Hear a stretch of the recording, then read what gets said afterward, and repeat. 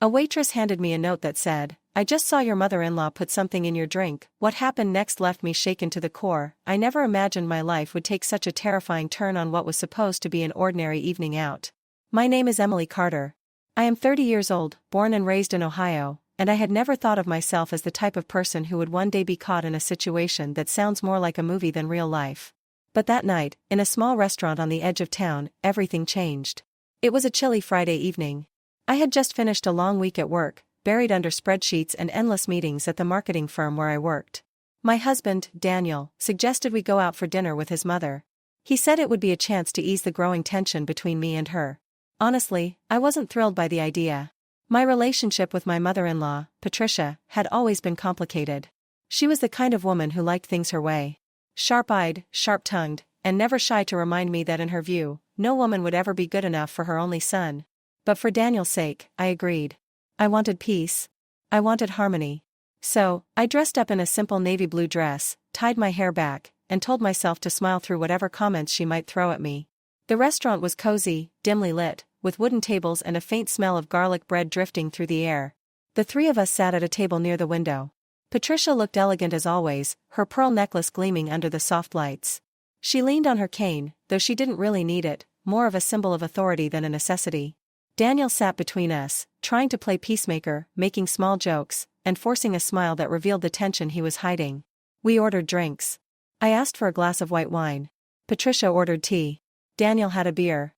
The waitress who served us was a young woman, maybe in her early 20s, with dark hair tied into a ponytail and tired eyes that still carried warmth.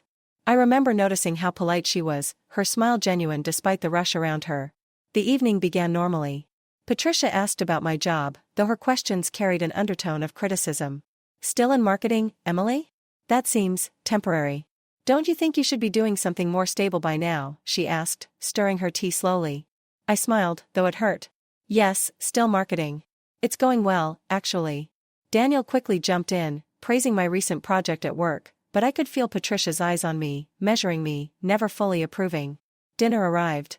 I tried to focus on the food, on Daniel's attempts to keep the conversation light.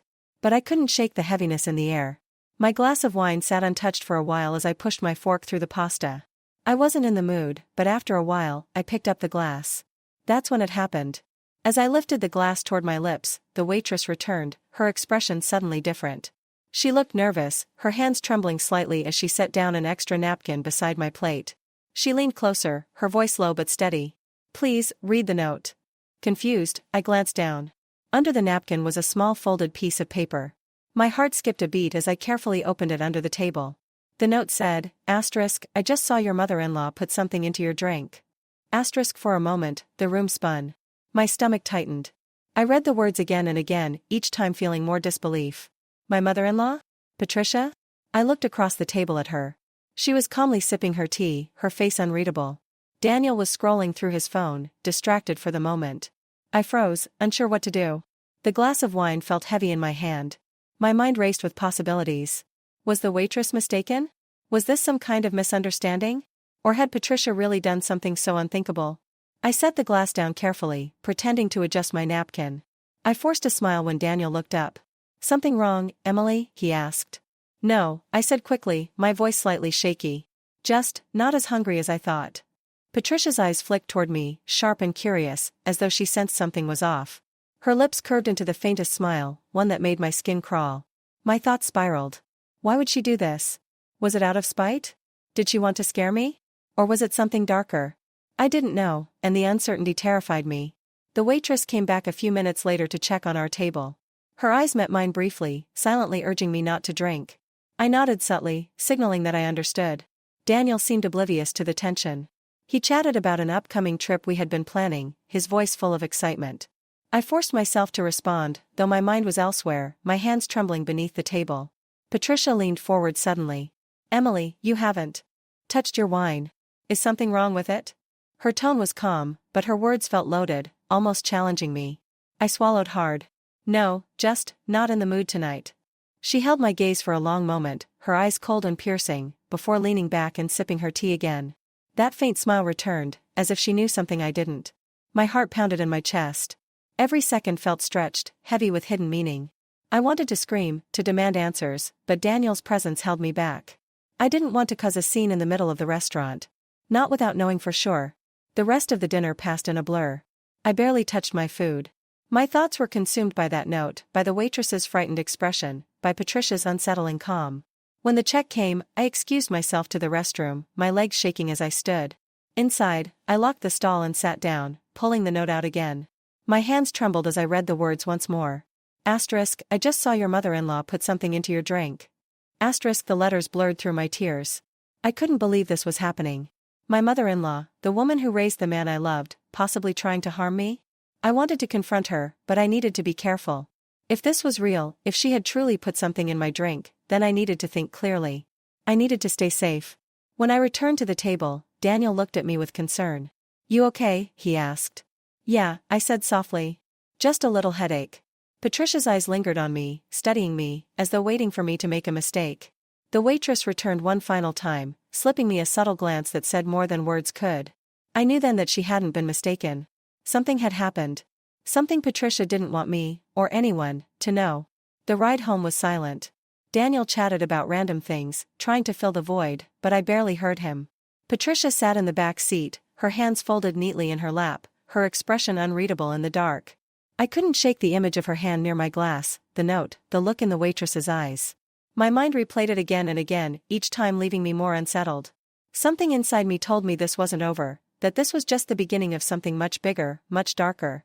That night, lying awake in bed beside Daniel, I clutched the note tightly in my hand, hidden under the blanket. My heart was heavy with fear, confusion, and betrayal.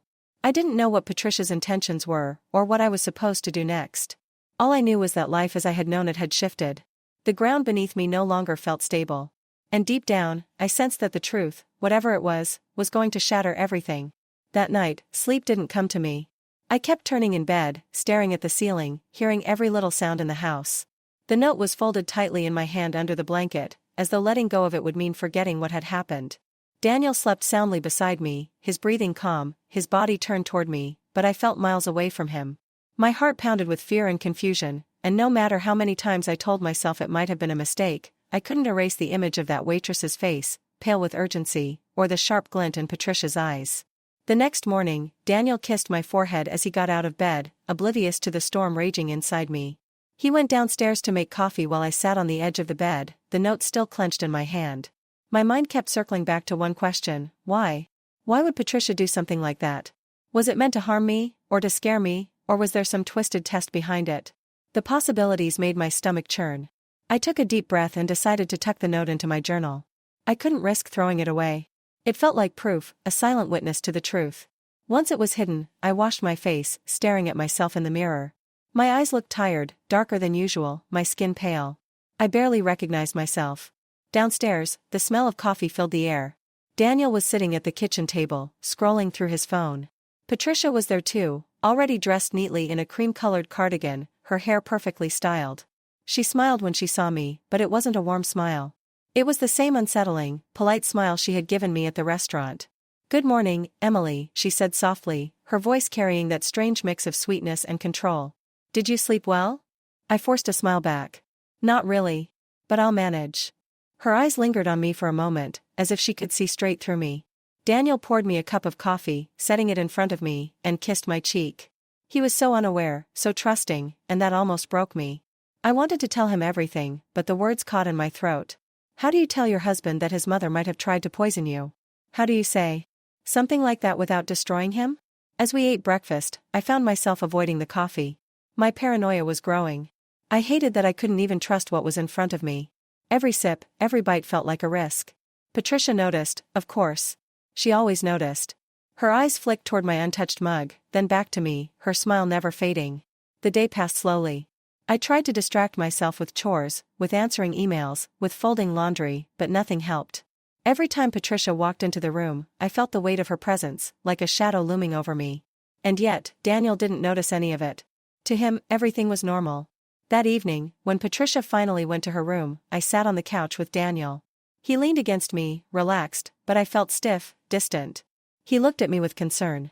"Emily, what's wrong? You've been quiet all day." I hesitated, biting my lip. "Daniel, do you think your mom likes me?" He frowned. Of course she does. She's just complicated. She's had a tough life, and she can be a little hard to read, but she wants the best for me, and for us. Why do you ask? I looked away, tears welling in my eyes. I don't know. Sometimes I just feel like she doesn't trust me. He took my hand gently. She'll come around. She just needs time. I nodded, though inside I wanted to scream. Time wasn't what I needed. I needed the truth. But I couldn't say it yet. Not without proof. Not without knowing I wasn't losing my mind. Later that night, when Daniel fell asleep, I slipped out of bed and went downstairs. The house was silent except for the ticking of the clock on the wall. I stood in the kitchen, staring at the wine glasses in the cabinet, remembering the note. My hand shook as I pulled the folded paper out of my pocket. I unfolded it and read it again, my breath catching in my throat. The words hadn't changed, but they still hit me like a punch. Asterisk, I just saw your mother-in-law put something into your drink. Asterisk, I pressed the note against my chest, my heart pounding. I needed to find the waitress again. I needed to know what she had seen. Maybe she could explain, maybe she had more details. She was the only person who could confirm I wasn't imagining things. The next day, I told Daniel I needed to run errands. I drove straight to the restaurant. My hands gripped the steering wheel tightly as I pulled into the parking lot. The place looked the same, quiet, cozy, unassuming. I walked inside, my heart racing. The waitress was there, clearing tables. When she saw me, her eyes widened slightly, recognition flashing across her face. She walked over quickly, her voice low. You're back. Yes, I whispered, my throat dry. I need to talk to you. About the note. She nodded, glancing around nervously. Not here. My shift ends in 10 minutes. Wait outside, and we'll talk. I stepped out into the cool air, pacing back and forth, my chest tight with anticipation. Finally, she came out, pulling her jacket tighter around her. She looked tired, but her eyes were sharp. My name's Anna, she said quietly. I'm sorry for what I wrote, but I couldn't just stand there and watch. I swallowed hard. What exactly did you see? Anna glanced around, lowering her voice even more. I was serving another table nearby. I saw your mother-in-law pick up a small packet from her purse and pour something into your glass when you weren't looking.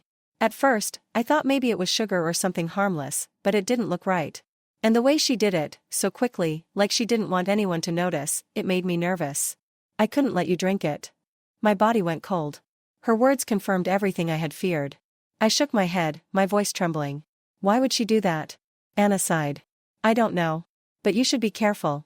I've seen things like this before, people pretending everything's fine while hiding something dark. I felt tears sting my eyes. Thank you. You might have saved me. Anna placed a hand on my arm gently. Just, don't ignore it. Trust your instincts.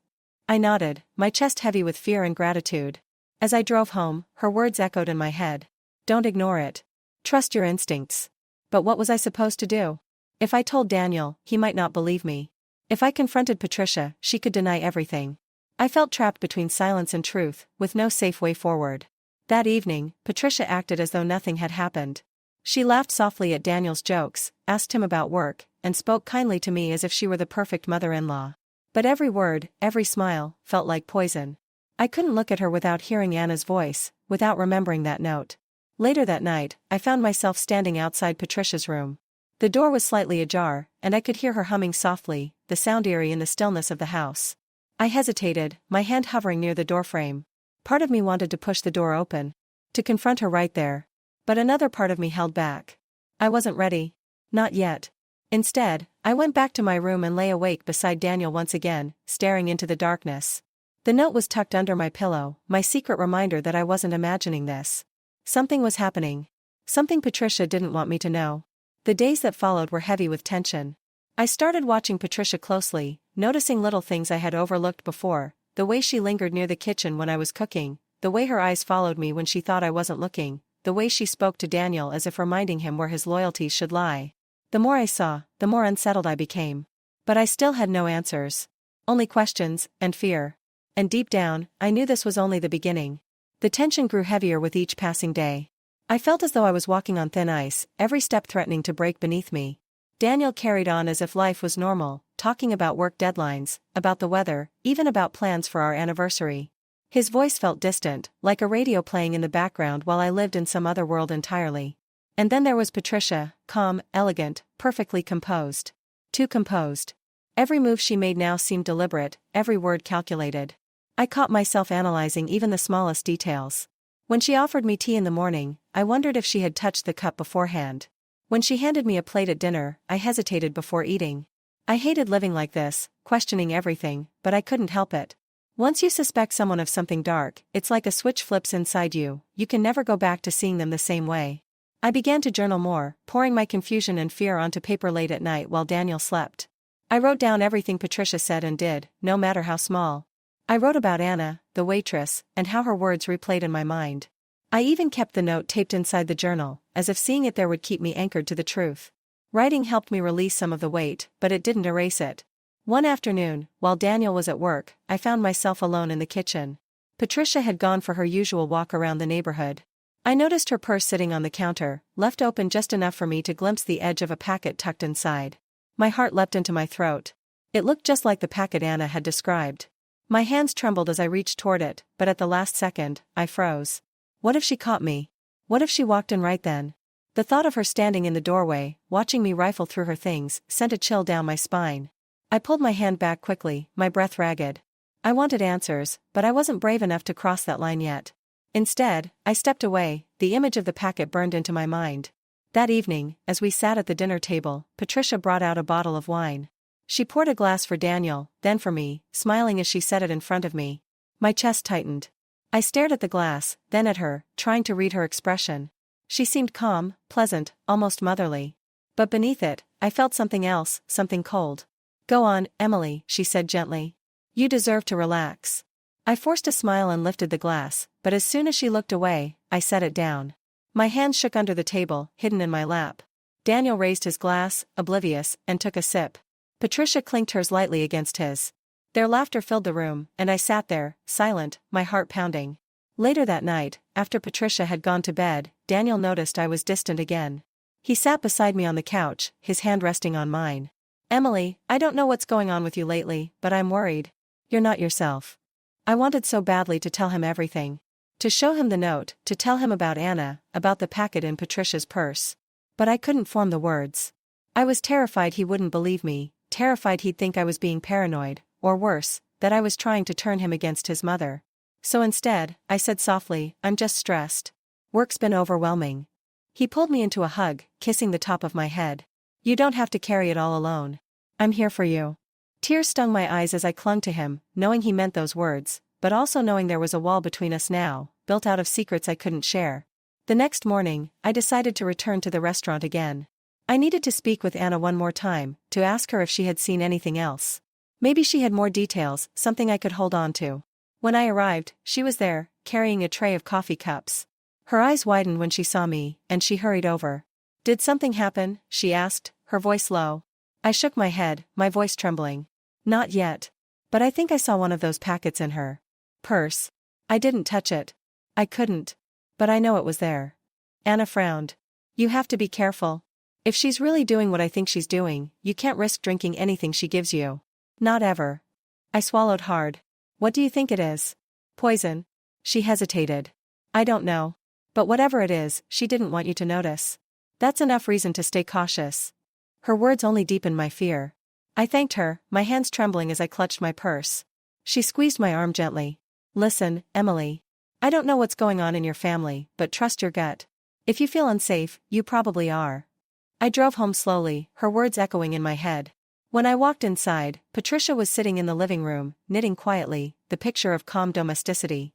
She looked up and smiled. "Out running errands?" I nodded, forcing a smile. "Yes." Her eyes lingered on me for a moment too long, as if she could sense something unspoken between us. I excused myself quickly, retreating to the safety of my room. That night, I had a dream. In it, I was sitting at the restaurant again, the note in my hand. But when I looked up, everyone around me was gone. The chairs were empty, the lights flickering. I looked down at the glass of wine, and it shimmered strangely, as though it were alive. I woke up with a start, drenched in sweat, my heart racing. The dream felt like a warning, though I couldn't explain why. The following day, Daniel suggested we all go out for dinner again. My stomach twisted at the thought, but I forced myself to agree. I couldn't avoid Patricia forever, and part of me thought maybe being in public again would feel safer. We returned to the same restaurant. The air was thick with tension for me, though Daniel seemed happy, making conversation, smiling. Patricia was polite, her words smooth, but every smile she gave me felt like a blade. When the drinks arrived, I kept my eyes locked on my glass, watching it carefully. This time, I didn't touch it at all. Anna wasn't our waitress that night, but I saw her across the room. Our eyes met, and I could see the concern in her gaze. It gave me a strange sense of strength, as if I wasn't completely alone in this. I pretended to laugh at one of Daniel's jokes, but inside, my mind was screaming. As dinner went on, Patricia leaned closer to me, her voice soft. "Emily, I know you've been distant lately. I hope you're not letting silly doubts get in the way of our family. We have to trust each other." Her words made my skin crawl. Trust. The very thing I no longer had. I nodded faintly, forcing a smile. Of course. But deep down, I knew the truth. Trust was gone. And something darker was lurking beneath Patricia's calm exterior. Something I hadn't yet uncovered, but I would. I had to. For my own safety, for Daniel, for whatever future we had together. That night, as we left the restaurant, Patricia slipped her arm through Daniel's and smiled at me, her eyes glinting in the dim light. It wasn't a kind smile. It was something else entirely, something that told me she knew exactly what I suspected, and that this game between us was far from over. And in that moment, I realized this was only the surface of something much deeper. Whatever Patricia was hiding, whatever she was capable of, I was only beginning to glimpse it. The night had grown heavy with silence, the kind of silence that presses on the chest and makes each breath feel louder than it should. The flickering oil lamp threw long shadows against the walls, shifting and bending with every faint movement in the room. For a moment, it felt as though time itself had slowed, holding its breath, waiting for something that had been lingering in the air for far too long. She stood by the window, her hands pressed against the cool wooden frame, eyes lost in the darkness beyond. The world outside seemed so still, yet inside her heart was a storm that refused to settle. Questions she had carried for years pressed against her throat, but the words refused to form. The weight of secrets, of unspoken truths, of wounds never allowed to heal, all of it swirled inside her. Behind her, he remained seated, his figure bent forward, hands clasped tightly together as though holding on to something invisible, something fragile. His face carried the marks of a life lived in shadows, of choices that could never be undone, of love buried beneath layers of fear and pride. He had rehearsed this moment countless times in his mind, yet now, faced with her presence, every carefully chosen word seemed to escape him. Finally, her voice broke the silence, low and trembling, but firm enough to cut through the heaviness. "Why did you leave me with all those lies?" The question hung in the air, sharp and unavoidable. He closed his eyes, the weight of guilt pressing deeper into his chest. For years he had carried excuses, explanations, even justifications, but now none of them mattered. All that remained was the truth, raw and unpolished. "Because I thought it would protect you," he whispered, his voice heavy with shame. "I thought keeping you away from the darkness I carried would save you from it. But I was wrong. I see now it only left you alone in a world that gave you no answers." She turned, her eyes glistening with unshed tears, her breath uneven. "Do you even know what that did to me? Do you know how many nights I asked myself why I wasn't enough for you to stay? Why the truth was something I never deserved to have?" Her words pierced him deeper than any blade could. He had always known the damage his silence caused, but hearing it from her lips, hearing the pain turned into voice, was almost unbearable. His throat tightened as he tried to form an answer, but all he could manage was a broken, "I am sorry." For a long moment, neither moved. The only sound was the faint crackle of the oil lamp. Then, slowly, she stepped closer, her hands trembling as though every step was a battle between anger and longing. When she finally stood before him, she searched his face as though looking for the man she remembered, the man she once believed he could be. "Sorry doesn't erase the years," she said softly, though her voice cracked on the last word. "Sorry doesn't erase the nights I cried until there were no tears left. But maybe it's a place to begin." He lifted his gaze to hers, and for the first time in so long, he saw not only the hurt but also the faint flicker of hope. It was fragile, but it was there. His chest ached with both regret and gratitude. Slowly, with hands that shook from fear of being rejected, he reached out and placed his palm gently over hers. Her fingers stiffened, but she didn't pull away. Instead, she let the warmth of his touch sink into her skin, reminding her of something she thought she had lost forever. The years of pain didn't vanish in that moment, but the wall she had built so carefully began to crack, letting in a sliver of light. "I can't promise I'll forgive you tonight," she said, her voice barely above a whisper. "But I can promise I'll try. Because despite everything, a part of me never stopped wanting to understand you." Tears blurred his vision, but he did not look away. He nodded, unable to trust his voice. The truth was, he didn't deserve even her attempt at forgiveness, yet she was offering it. That fragile mercy was more than he had ever hoped for. The night stretched on, but it no longer felt suffocating. They sat together, words slowly finding their way between them, halting at times, painful at others, but always carrying the weight of honesty. They spoke of moments long buried, of choices made out of fear, of the pieces of themselves they had both lost along the way. And though the wounds were still raw, there was a sense that healing, though distant, was no longer impossible. As dawn approached, a faint light crept through the cracks of the window shutters, painting the room in soft gold. She looked toward it, feeling something she hadn't felt in years, the quiet hint of peace. The pain was still there, the scars would never disappear, but for the first time, the burden felt shared. He followed her gaze toward the light, his chest heavy but no longer crushed. He knew the road ahead would be long, that forgiveness was not a single moment but a journey. Yet he also knew that for the first time in years, they were stepping onto that path together.